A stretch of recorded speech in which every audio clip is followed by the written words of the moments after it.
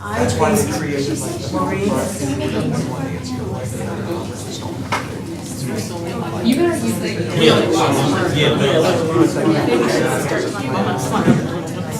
Okay, yeah.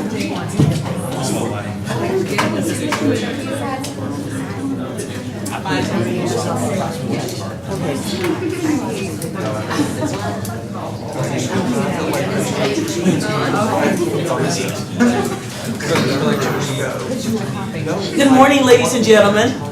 Good morning. Oh, I know it's early. Isn't it early? Yes. I'm Alice Brooke, Chair of Diversity, the CCI Diversity Inclusion Week.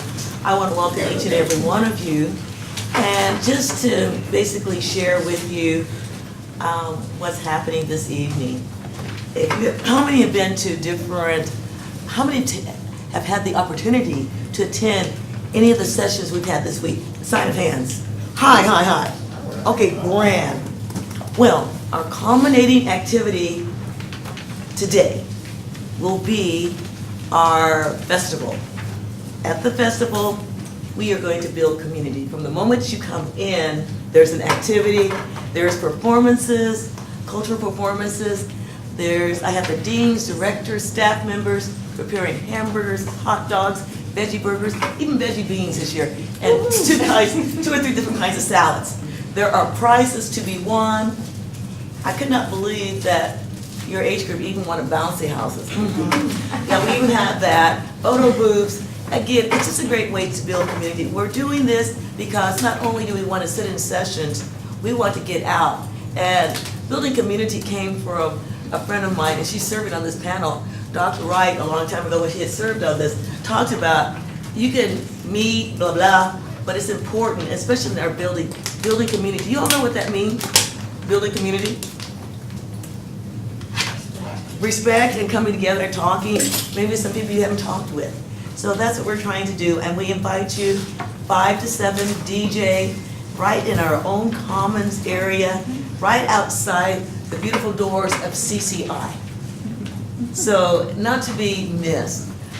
Did anybody have a chance to see or listen to the mayor last night?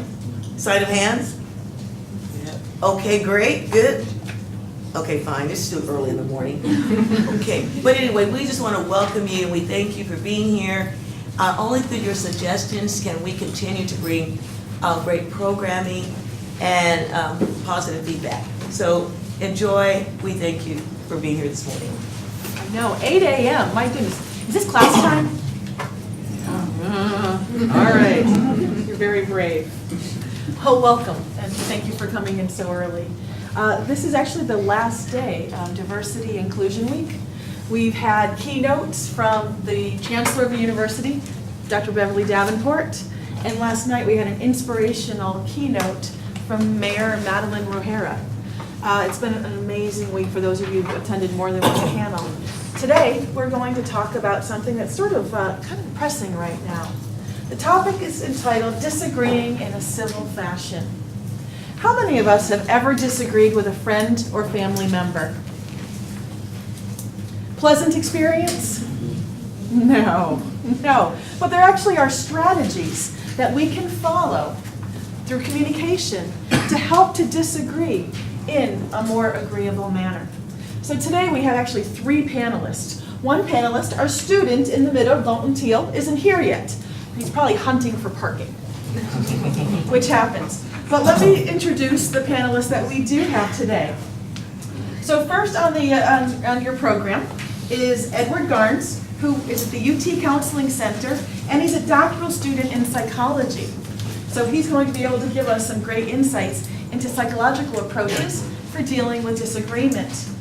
We're also incredibly fortunate to have Professor Courtney Wright, who's an associate professor, good job, in the School of Communication Studies. Thank you. And when Dalton comes in, we will welcome him, and then we will have him join the conversation. So let's just start with one of the most basic questions. I've got my questions over here. What does it mean to disagree in a civil fashion? Edward, we'll start with you, because you're the closest to me. No pressure for the PhD student. None at all. And what does it mean to disagree in a positive or constructive way? Well, I think about ethics when I Okay. think about disagreeing in a civil fashion, like being monitored by an ethical code. Like one of my speaking engagements is called Sweet Tea Ethics, where I talk about how to disagree in a civil fashion. But I think that we are comfortable with a certain communication pattern. All of us know about debate, right? So in a debate, you have your point, the other person has their point. The emphasis is on winning this debate, like I have to win. But one concept that we're not as comfortable with is dialogue. Dialogue is where I have my ideals, you have your ideals, we can agree to disagree, sometimes we can meet in the middle, but we're not fighting and no one's trying to win. We're trying to communicate our points in a fashion that we can be heard and that we can be respected. And so one of the opportunities I had here is to learn from Dr. Joe Miles in the counseling psychology program, and I was able to lead an intergroup dialogue group. University of Michigan popularized intergroup dialogues, where you take an identity like race, class, sexual orientation, religion, and you have conversations with a mixed group. So you have some students from various backgrounds come together and you discuss things. So I happen to have race, right? And so we were fearful that when you have a conversation on race in this heated environment, all the students will be fighting every day. And I asked the students, why do you think we have such a civil conversation in this class? And they said, well, one of the things that you did is that you respected us. So you didn't come into class saying, oh, racism, and we're talking about racism, and everybody's gonna disagree. So you can't make assumptions about who will agree with you. And so disagreeing in a civil fashion is also respecting the fact that there are individuals who share your point, who disagree with you, it might be in the middle, and it's up to you to clearly communicate your ideals and put them in the atmosphere. Hope they So respect, Mhm. listening, dialogue, okay? Professor Wright, what about you? What does it mean to disagree in a civil fashion? I'll echo all of those points. I think when you're talking about issues such as civility and respect, oftentimes we have to start in the opposite, right? In order to really understand what the more constructive approach looks like. So we have a conversation that says, oh, we should respect one another. Everyone nods and says, sounds good. But it's not until we're in a situation where we feel disrespected that we start to kind of hone in on what it means to respect others. And the same exists with disagreeing in a civil fashion. So we can look at, to ask you all, what does it look like when people aren't disagreeing in a civil fashion? That's a good question. Have you ever seen it? Have you ever seen people disagree in civil? Well, one of the earliest signs is they stop answering the argument and start attacking the person. All right, so we have a shift in focus that takes place in that moment. So we move from topic to personal attacks. What else do you see when people aren't disagreeing in a civil fashion?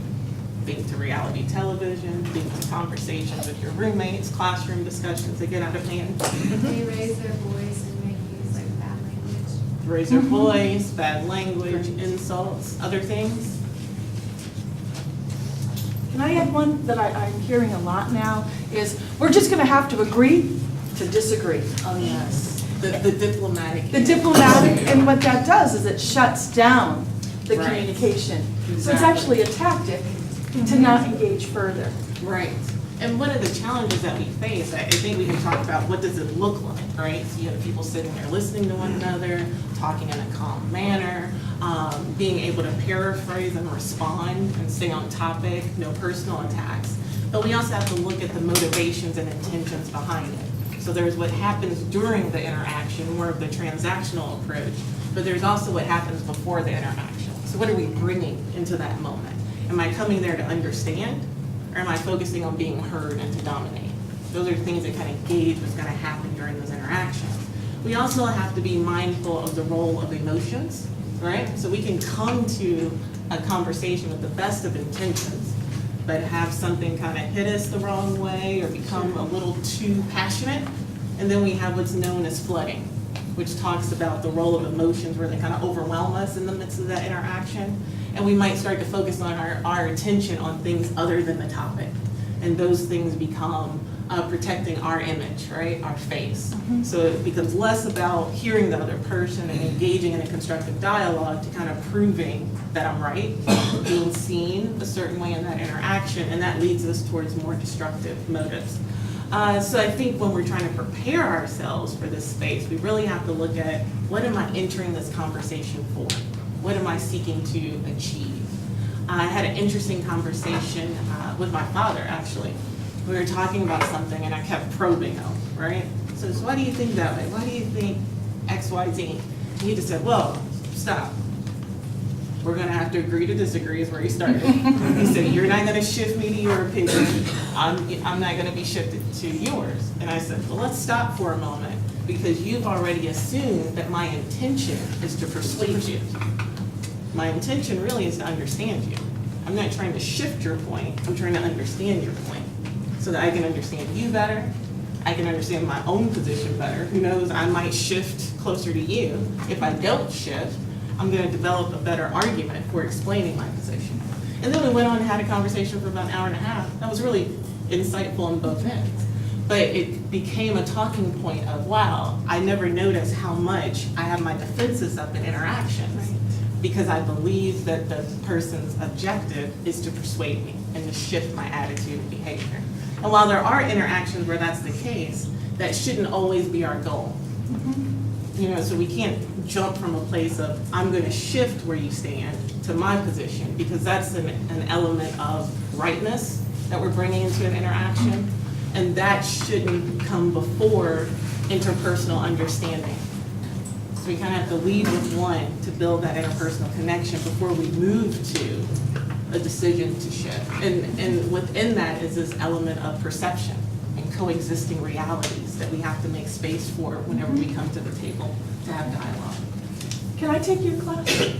I know how we sit there. I had one other, I was gonna throw out the other thing that happens is people stop listening to each other and they start talking over each other. I Exactly. mean, if you ever want, obviously wants 24 cable news or whatever, it's only like that's what they do in those Right, panels. yep, and it comes about being heard. They can't even be heard because everybody's talking over each other.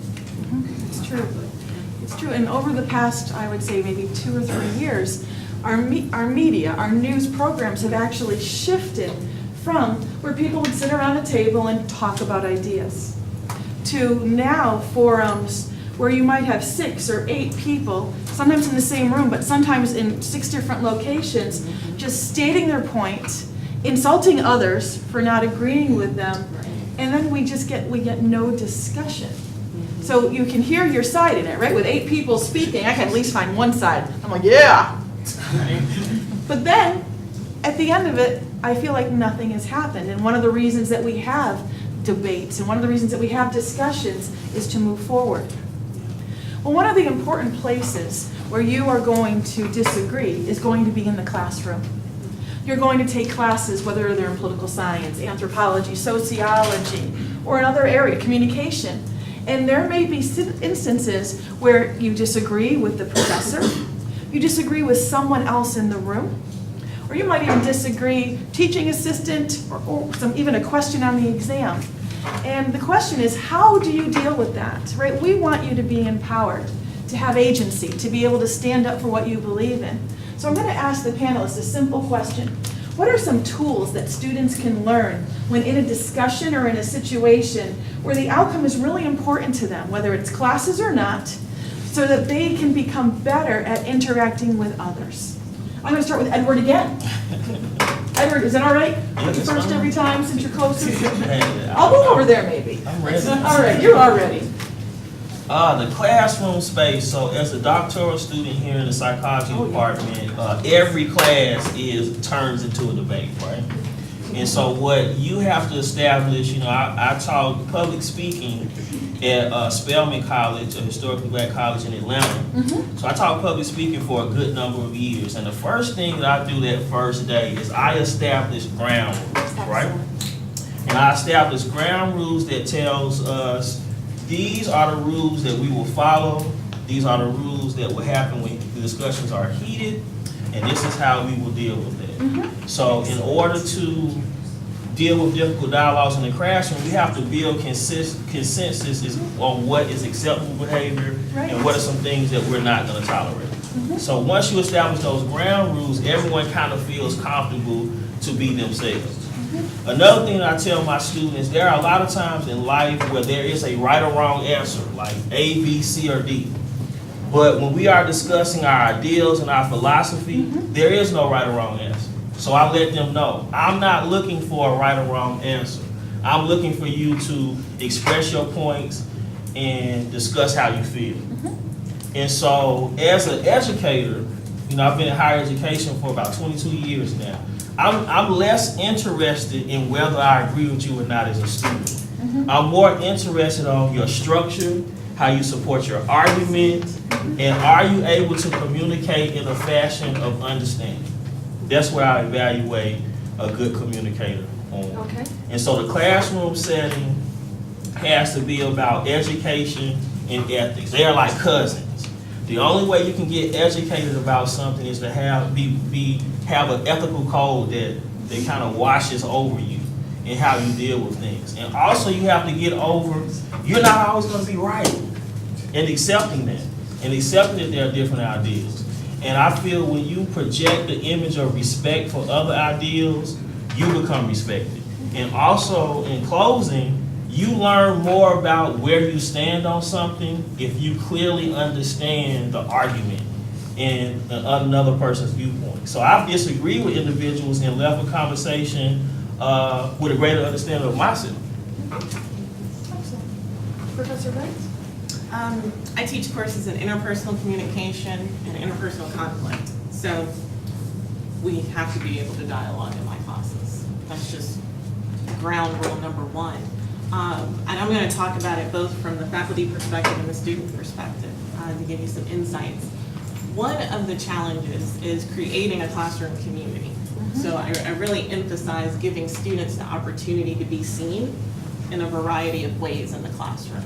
Particularly because I know that whatever viewpoints they share, they're going to be stamped with if they aren't seen more fully by their classmates. Beyond that, we also have this challenge of creating a space where we can be vulnerable enough to learn. So how do we engage in difficult dialogues while also being aware and conscious of the fact that we're learning how to do it in that moment? So I'm fortunate to teach in a discipline that allows me to kind of hold students accountable for how they communicate. So we can pause, rephrase, ask the whole class, what did you take away from what the student said? I'll ask the student, are you sure that's how you want to express your point? Not to change your point, that's going to still be valid, but rather, have you chosen the right words to express what you're about to say? Particularly if it deals with identities that are represented in the course, right? And then allowing the class to have a moment to say, okay, are you going to take the time to hear the explanation and shift how you might have been initially offended?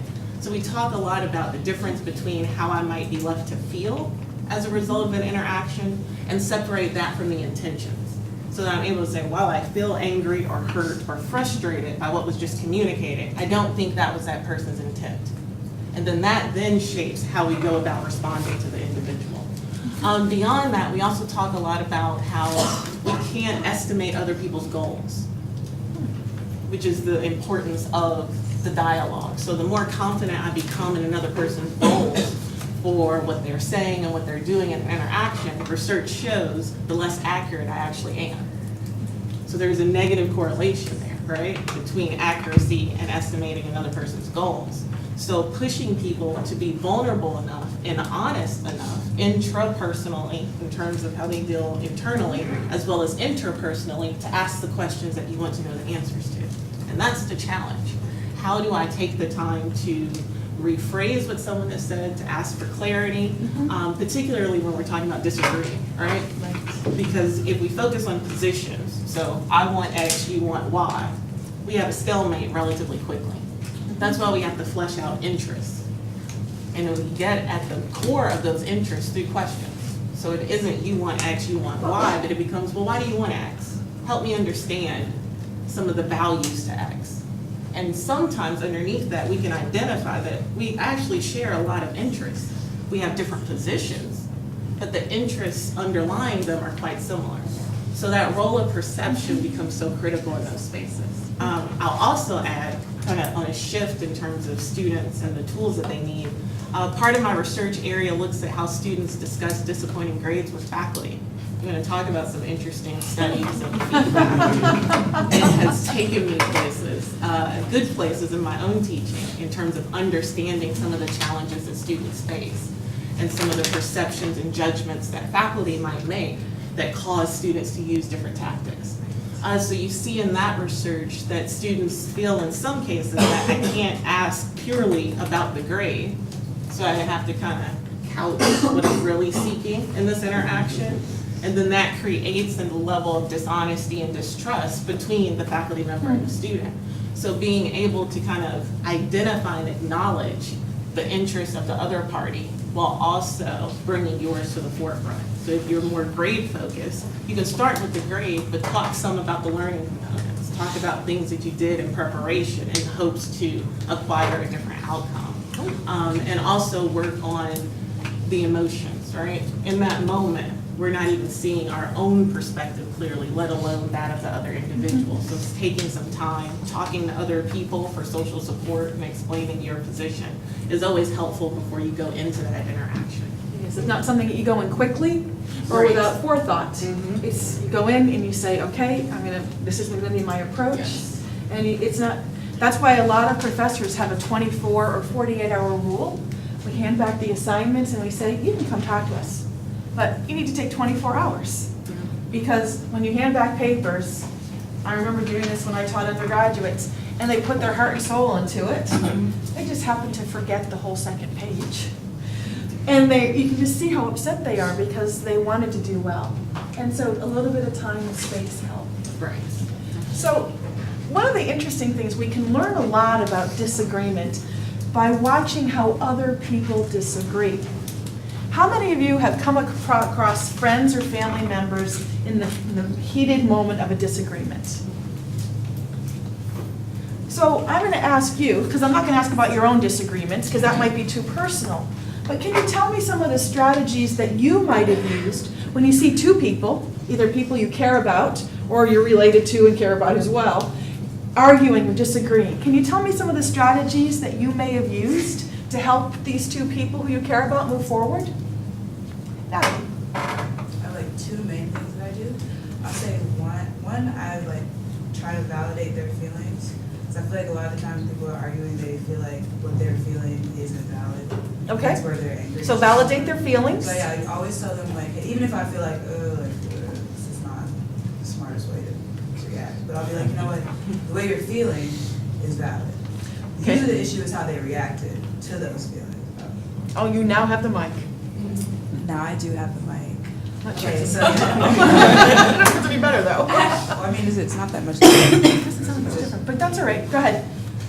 The other thing is that I'll usually tell people, two is that I'm not taking a side. I feel like that's what people think when you're like Okay, in don't between take a friends that side. are arguing and stuff, that I like have to establish that like, hey, there's no, or like what y'all said, there's no right or wrong. I'm not about to say who's more right. That's not,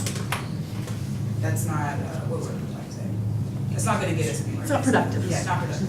So those are the things that I feel like have worked the most. I mean, usually it's people, when it comes to people that are arguing, they usually just need something to like, I've noticed they usually just need like someone to listen to them. Mm-hmm. And when they feel like they're misunderstood, they get frustrated, but it's like, just listen, understand. Okay. You don't have to agree with anybody, just listen, understand.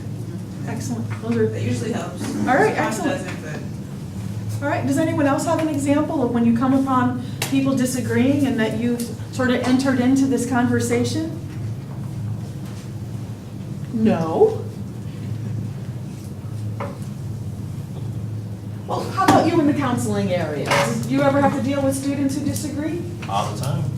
So can you give an example without obviously using any names or real situations? Well, I think that, from a counseling perspective, we have to understand that we all have different levels of socialization that influence our viewpoint. So we filter information through our experiences growing up, our households, different social identities, whether they're race, sexual orientation, class, religion. So there's a filter in how we filter our information. So first, understanding how socialization affects that process.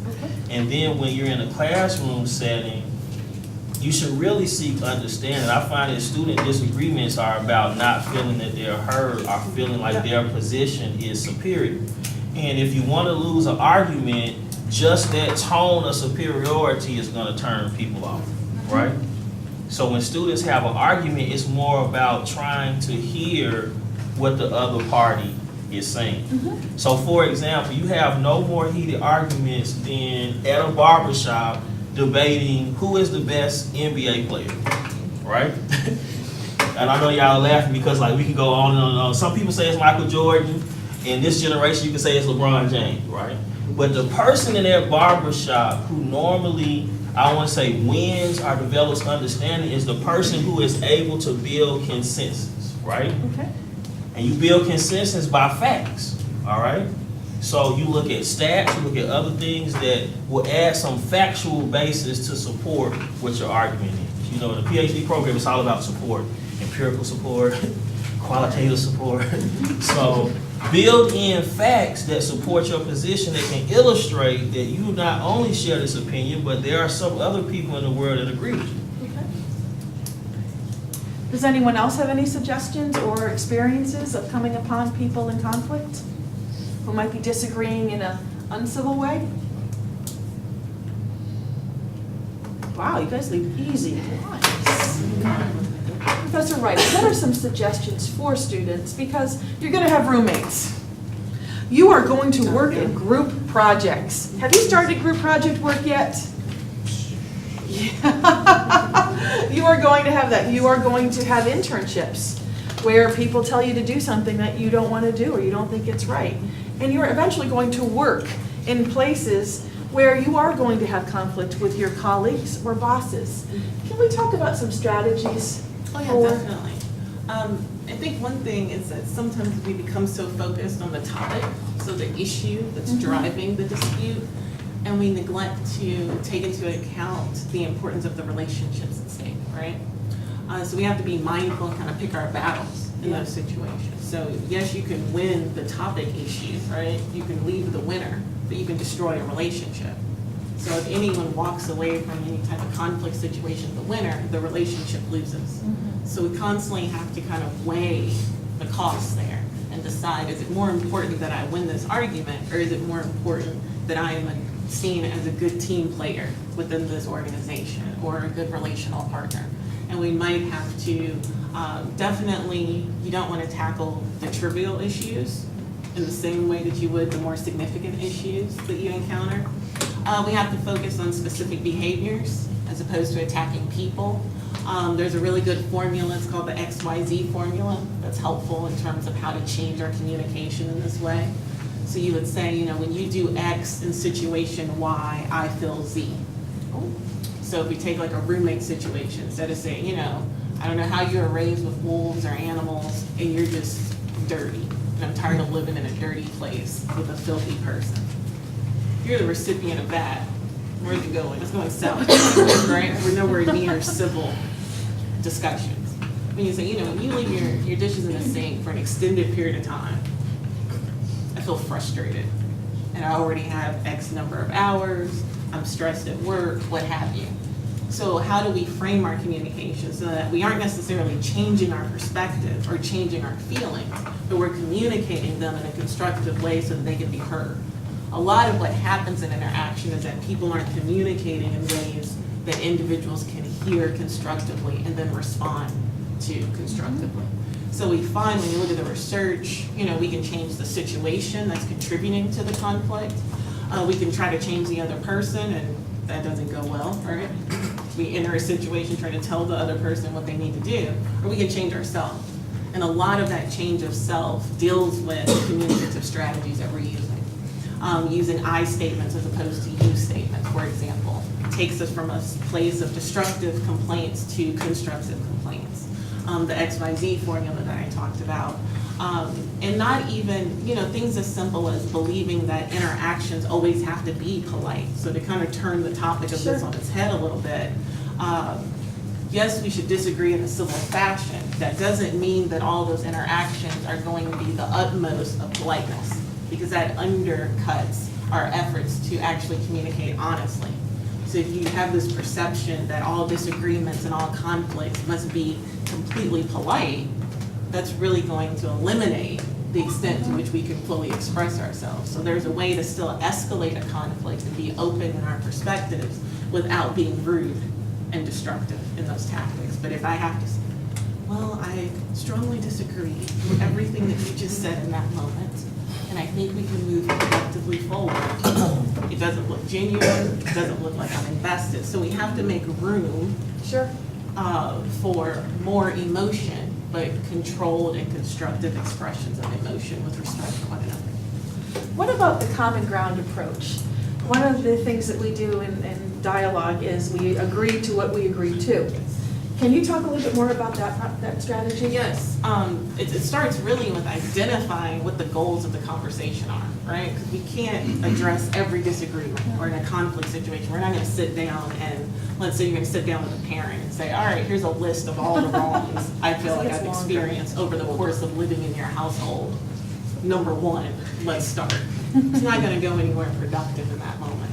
So we kind of have to agree on what the objective for this conversation is. So if we're trying to resolve, let's say, if it's a group project, and we're trying to resolve what our topic for the group assignment is going to be, and who the task, how we're going to divvy up the task among the members. And if we start to shift, we need to be able to communicate about the process while we're in the process. And that can be challenging, and it can feel kind of after school special-like, right? To be the person who says, hey guys, I think we were supposed to be talking about X. It seems like we've shifted to Y and Z. Let's table that and focus our attention on X. And it might feel that way at first, but we have to be able to comment on our interactions in the midst of them, particularly when they're going south. So feel comfortable asserting yourself in that way and reminding one another of kind of the tasks that we're going to see, and then reiterating where we agree. Because oftentimes we can have perceptions of disagreement where there really isn't disagreement. It's more just a misunderstanding of what's been expressed. So having those moments to paraphrase, when someone says something to you, you say, oh, so I hear you saying X, Y, Z, is that correct? Give them that opportunity, which keeps agreement and clarity at the forefront of our conversation. I realize that it's early in the morning, but I think the students need to respond to some of the questions. And I really do think, like, when you think in terms of one of the hardest things in the world to do is to live with somebody else or live around somebody else too much. And so you all have done that. I know you've been there, whether it's your parents, whether it's your roommates, whether it's your people you date, or whatever the case may be. So, let's, if it's possible, it's 8:30, 40 in the morning, I realize it's real early, but if you could share some things from your life situation, your life experiences, it's going to make it a more interesting thing. So somebody, please jump in. No, not you. You're too old. We need to hear from this generation. Come on, guys. Somebody. We'll have a little silence. Y'all are the most civil group I've ever been around. We have someone. Our questions. I think it's really important, maybe in a roommate scenario, you feel uncomfortable to maybe bring an issue up. I know I have problems with that with my roommates in the past, where it's like, I'll do something that annoys them, and I'll get a very passive-aggressive text later when in the moment they could have just said something and it would have been a non-issue, and I'll get a text and it's like, I don't appreciate how you did so-and-so, and it's like, you could have just asked me to put away the dishes, like I wouldn't have been mad, like, so I think it's sometimes, approach it politely in the moment rather than just letting it boil, like, inside of you, and just have an open line of communication. Yeah. That is good. And you actually raised a good issue. Social media now allows us to do a lot of things. Has anyone ever sent a tweet or a net message to somebody and then regretted it later? Because it then started to enhance. I think we have. Does Everybody anybody? raise their hand. I think this is probably something we could say. So you said you would prefer to have that interaction in the moment. Right. because you didn't like it afterwards, after the moment had passed, and it's just bringing things up.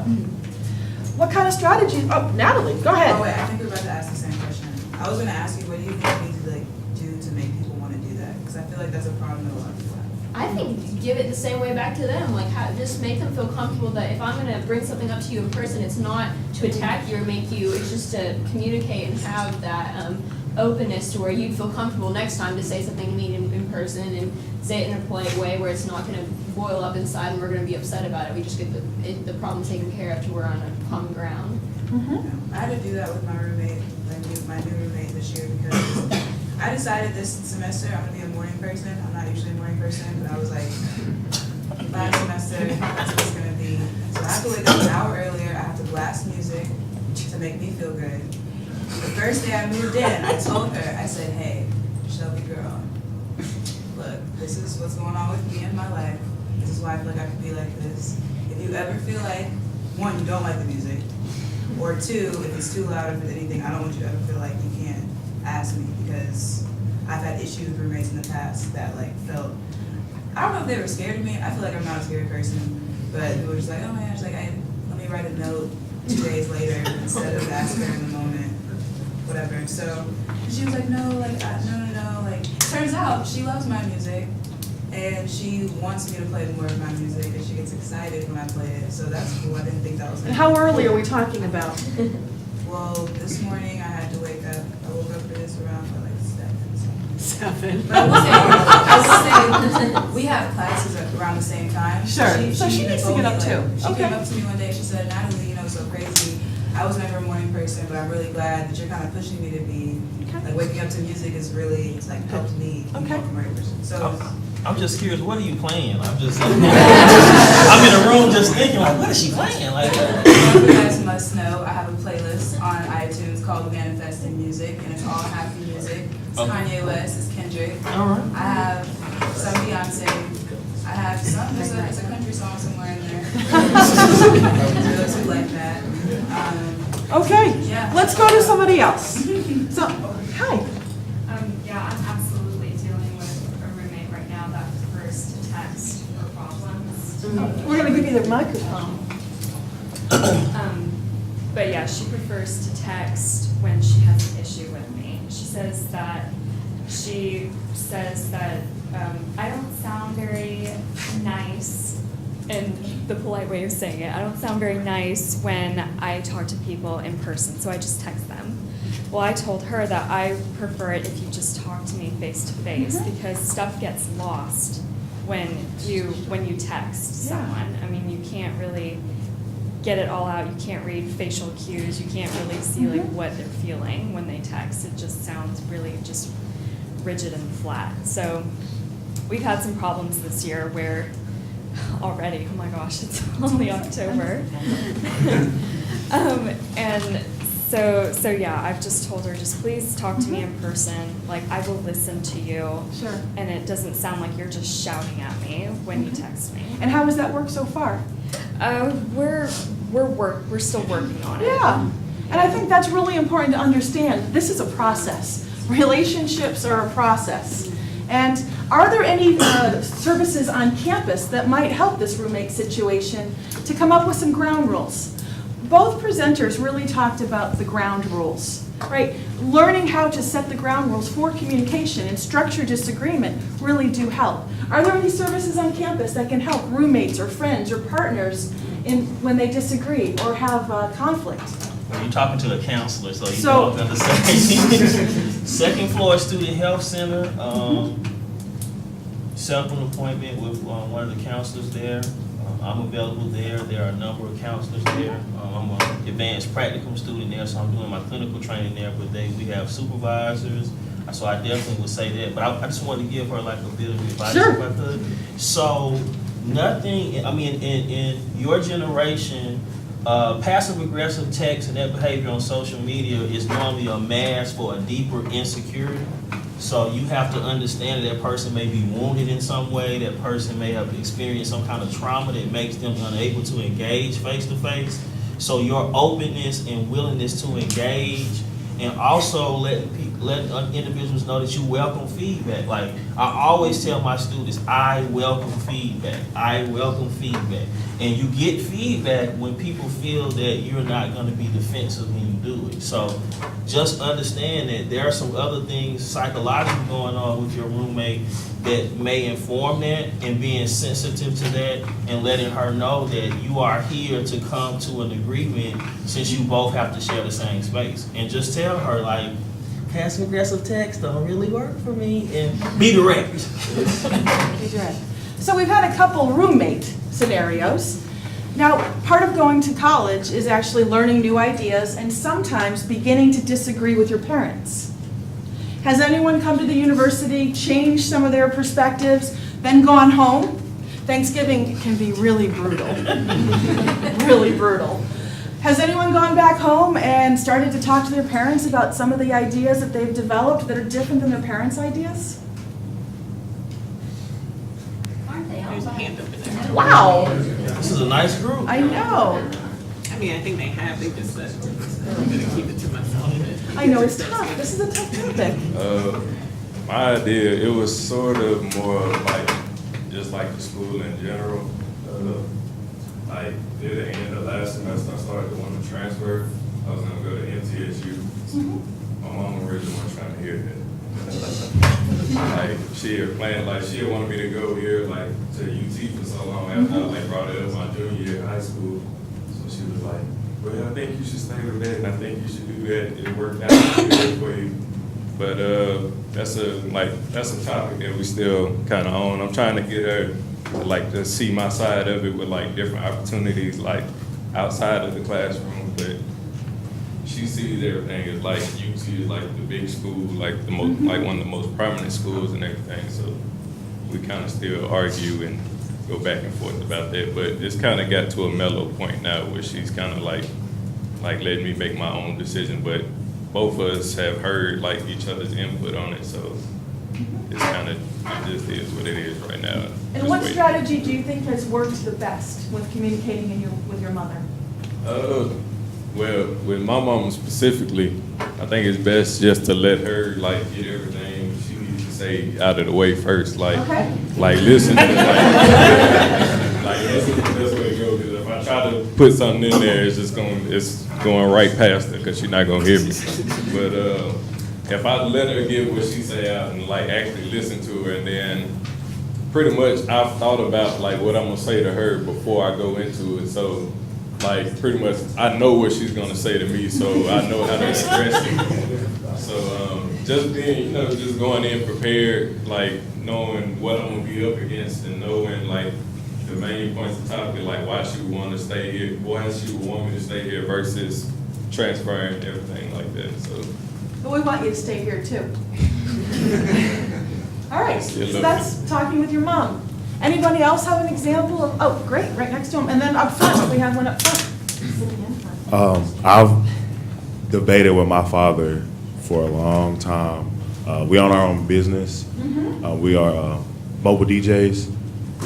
We DJ from locally to different states, and it's been a debate with him about teaching him how to market our business better through social media, things like that.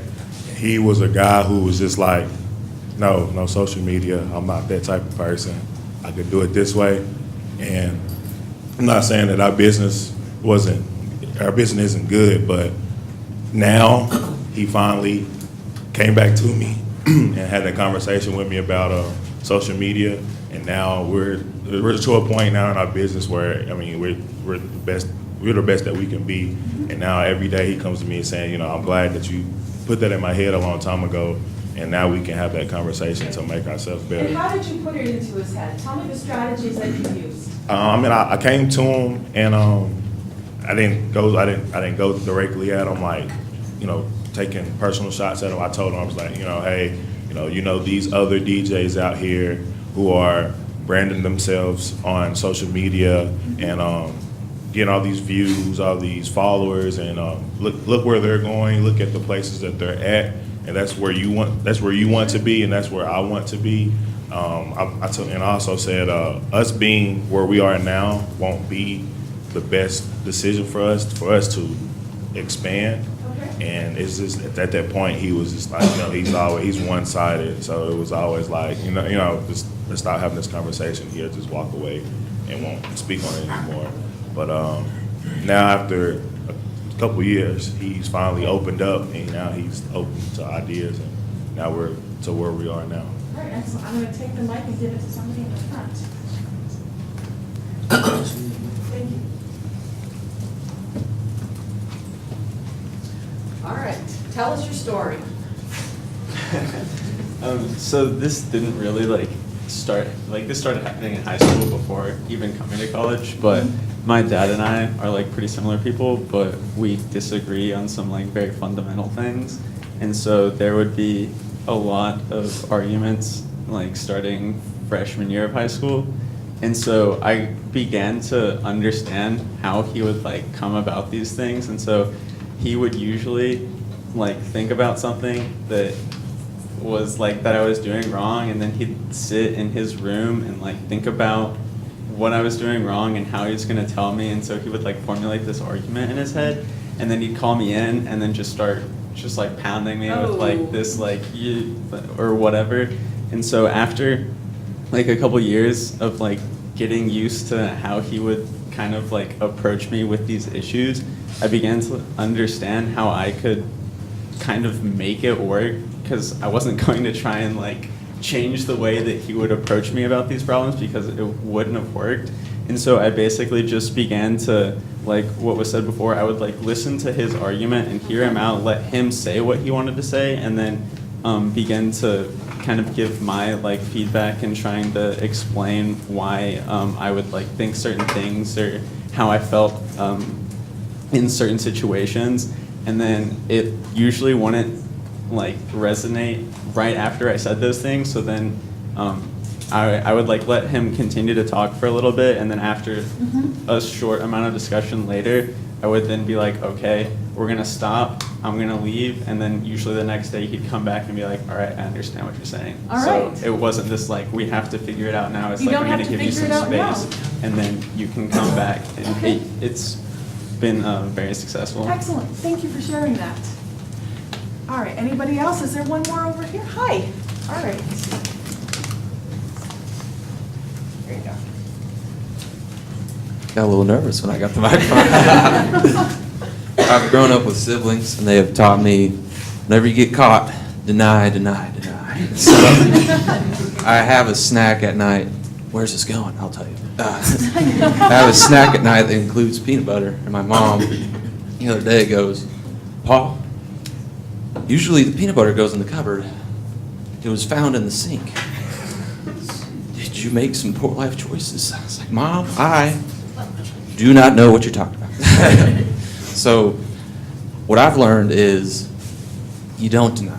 You include your parents, and you let them know how you feel, and they let you know how they feel.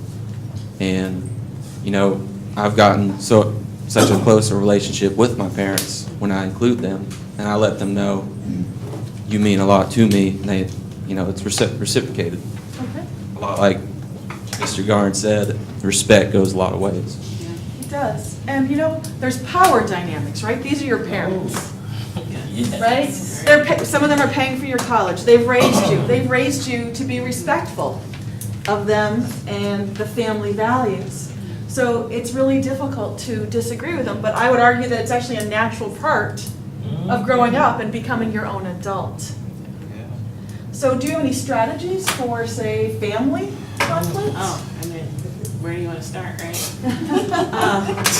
I could write 2 dissertations.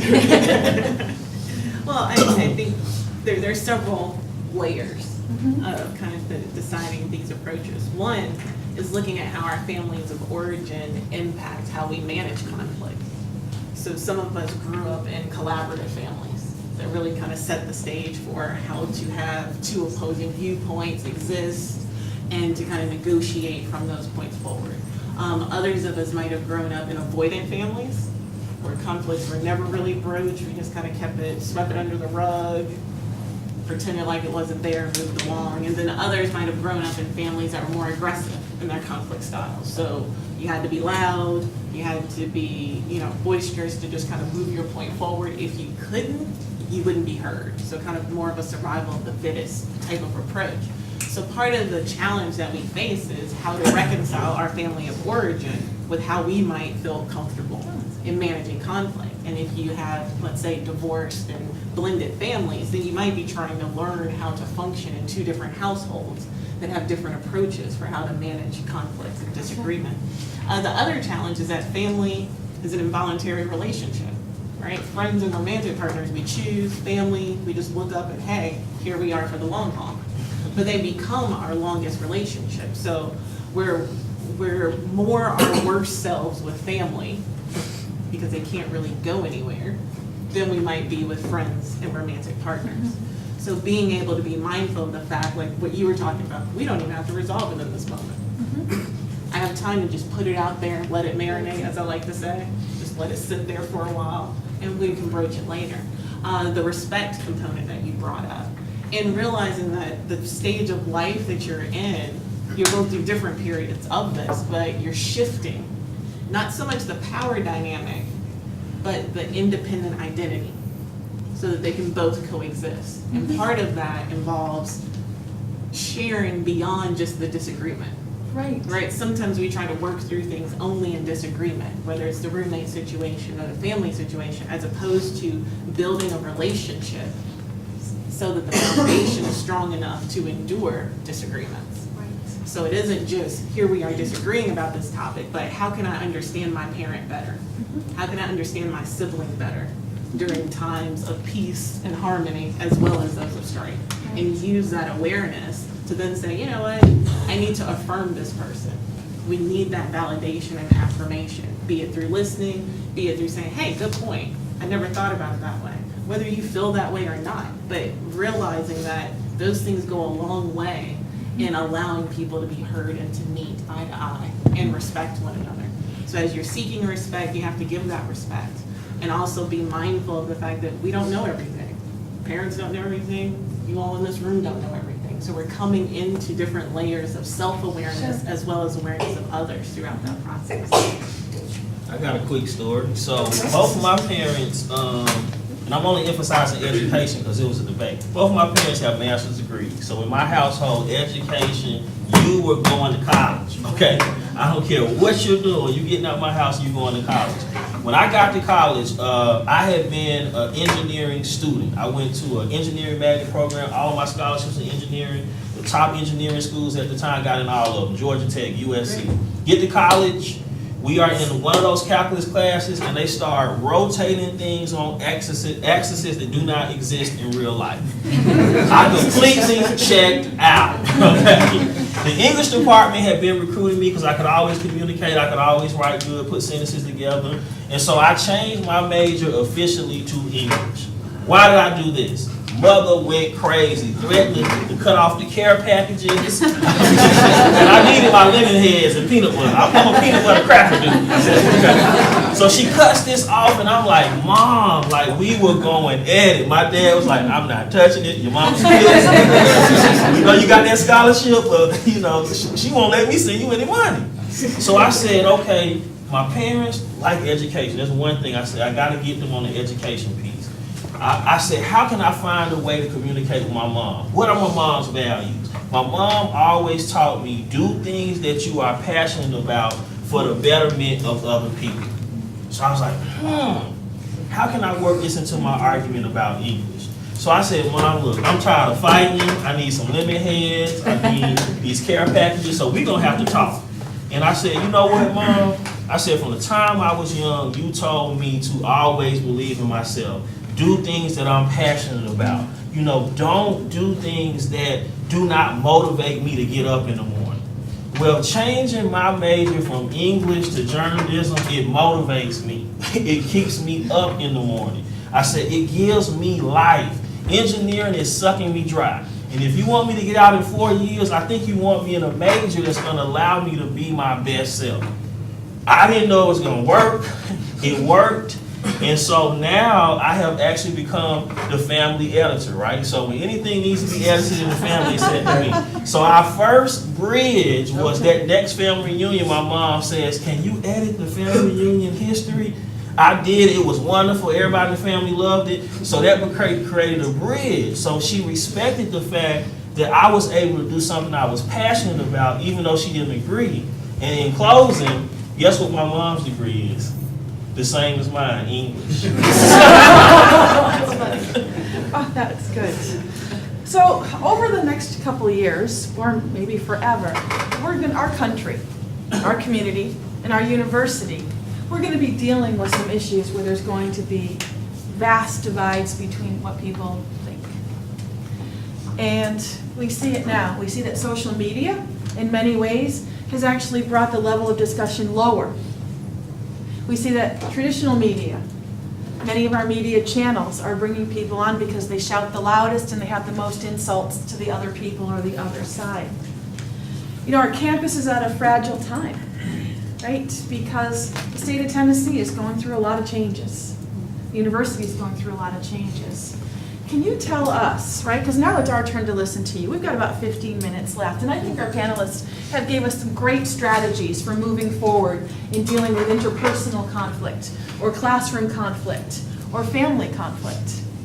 But what I'd like to hear from you is, what strategies do you have, or what commitments are you willing to make to help make this campus, our community, and our society, essentially our state, just more tolerant of difference and more respectful in disagreement? For instance, I'll make a commitment, right? Because, you know, I lead the School of Advertising and Public Relations.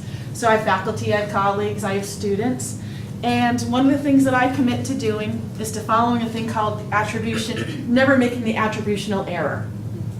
Do you know what attribution theory is for the people in comm? It's when you do something wrong, I blame it on you and your failings. But when I do something wrong, it's because the context forced it. So if I'm late somewhere, it's because the traffic and everything else. When you're late, I'm like, you just don't care. So my commitment this year is to not make the attributional error. And so when I disagree with someone, not to attribute their disagreement to the discussion based on the failing of their part, and to come to them with positive regard for their position and them as a human being. So I'm going to have to write it somewhere, because that's going to be hard to remember. Because our initial reaction in disagreement is there's something wrong with this person because they disagree with me. So what other suggestions or tactics or strategies or commitments do you want to make, either in your interpersonal, organizational, work, family lives, to help to be able to disagree in a civil way?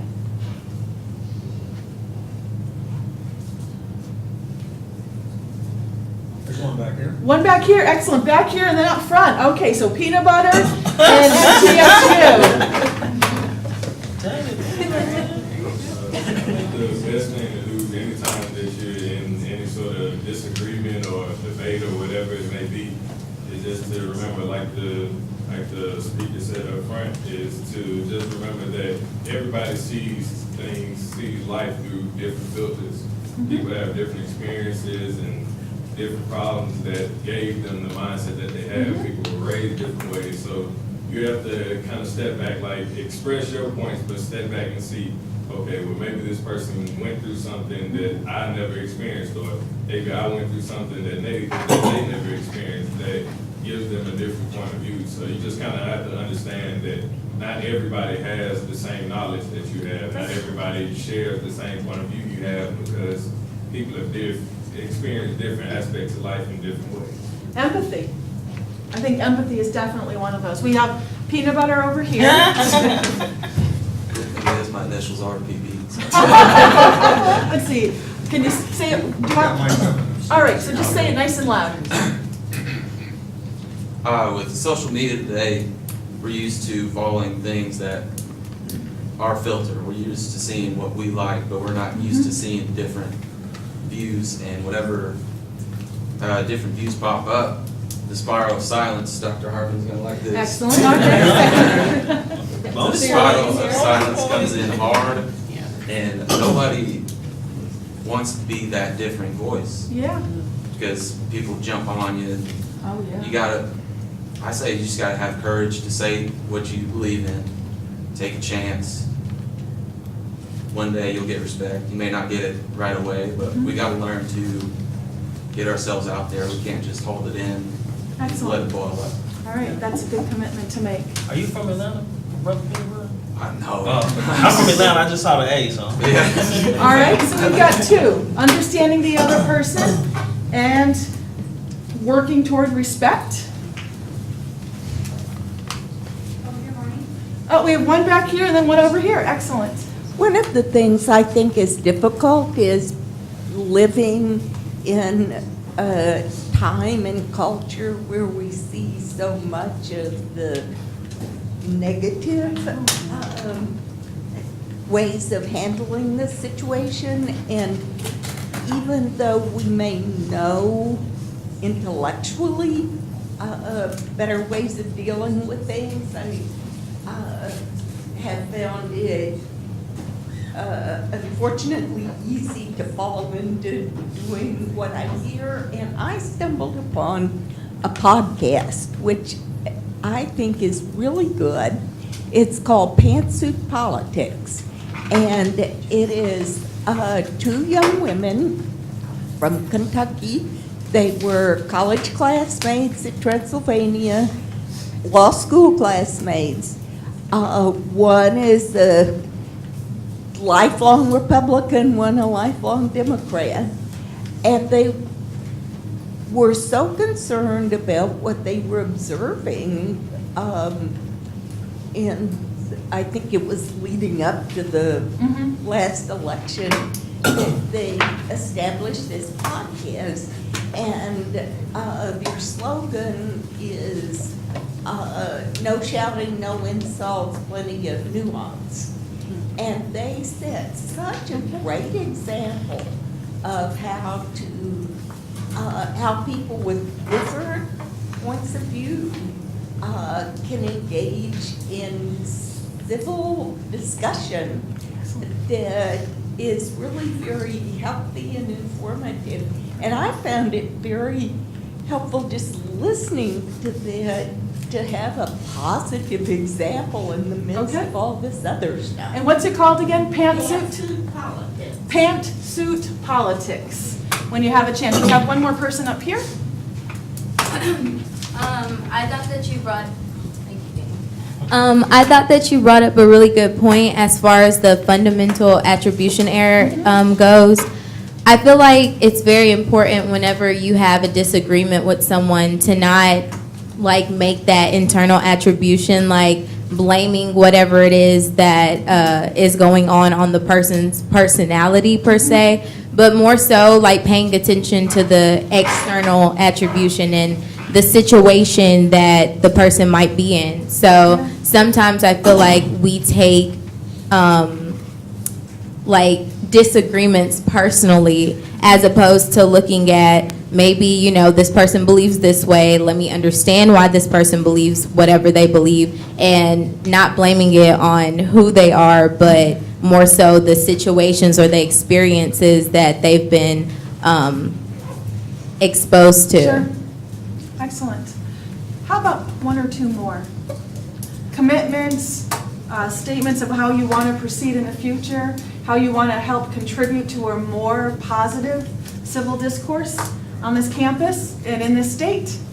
I will say a commitment that I've made is to be stable. So since I'm a journalism major, you know, I do follow a lot of social medias, and I've seen how people can react to comments. And we talked about this earlier in another session during the week, that the best way to go about this is to not follow groupthink, because we all follow people that have the same mindset as us. So the best way to go about it would be to follow the opposition and to see what they're saying. Because sometimes people do have reasonings for what they believe in. And it's always good to keep an open mind and to listen to people, because at the end of the day, you know, you may not be right about something, or you may be right about something. And that's something that somebody should be able to hear. Excellent. All right, so that's another one, being stable and trying to understand the other side. Excellent, we have another one. Whenever I get into disagreement with someone, I try to make sure I stick to the facts. Like we said earlier, making sure you don't kind of attack the other person straight off topic. And with sticking with the facts, even if it's not a fact that you want to admit is there and like is the truth of the argument, then you still have to admit it and focus on that and address that problem as well. Instead of trying to skirt around it and say, well, no, it's not about this when it's obviously about that. So. That's hard. Any other statements or commitments for moving forward?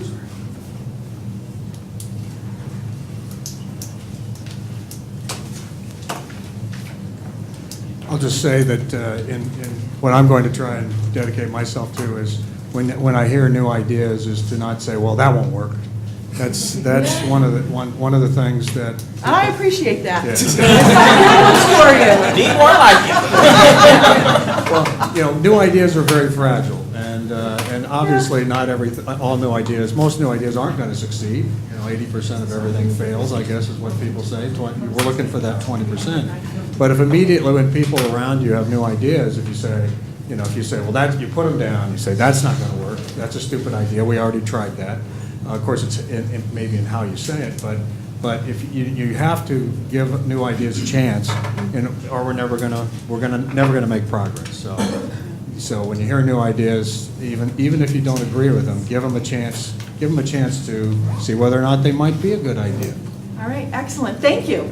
All right, we have about 4 minutes left, so I'm going to give the floor back to our panelists for their closing statements. What do you want to tell them? If you could have them leave with one message about disagreeing in a civil fashion. Professor Wright, you go first. Well, I'll continue answering the question that you put forth. Okay. Because I think this is a good note to end on. I think one of the pressing concerns that I have with where we are as a society is that everyone fears worst case scenario, so we're not talking, right? So it's becoming politically correct to not broach certain topics across lines. And I think it's important for us to not fall for that trap so that we become avoiding conversations across lines. Because now people think, oh, you feel this way, I feel that way, all it's gonna do is blow up and it's not gonna go anywhere productive. But there are people, like we see in this room, who are seeking those kind of conversations, who desire to understand and to be understood. So to have that courage to not be so polite that we say, these are things we just won't talk about, but rather continue working and improving. Excellent. Before we move into this last person who gets the last word, on each of your seats you will find a yellow evaluation form. Can you do two things at once? Aren't you the multitasking generation? Can you complete one of these while listening to Mr. Garnes as he completes? You get to have the last word. How often does that happen? Never. Not in my family. I will say, as a counselor, human recognition is one of the building blocks to successful communication. We all want to have our humanity affirmed and to have our ideas be valid and legitimized. So in my commitment to social justice and to making this world a better place, and some of the things that you're talking about, is to speak my truth. When you are from a marginalized and oppressed community, it becomes incumbent upon you to speak your truth in the face of opposition.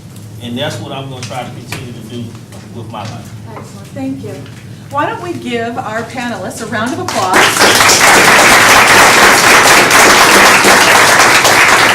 I also want to acknowledge, everybody turn around and look to see Professor Cindy Welch and Leslie Pointner, who actually organized the panel. So let's give them a round of applause.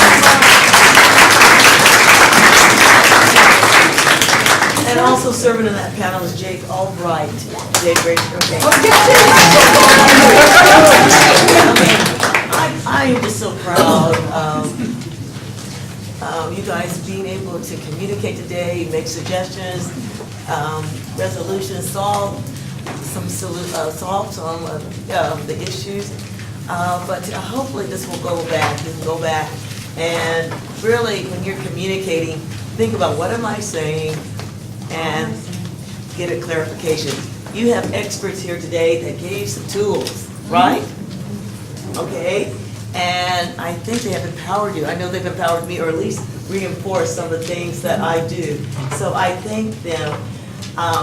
Dr. Edward Chappie. Okay. Dr. Courtney Rye. Yes. Don't tell the IRB. Okay. And Dr. Taylor. We just want to give them a little gift and say thank you. Oh, thank you so much. And yes. Do not forget tonight, guys, 5 to 7. I can't keep talking about it. So, and thank you so much for being a great Thank you. I'll take your card. Is it? Okay, sure. Oh, no, it's time.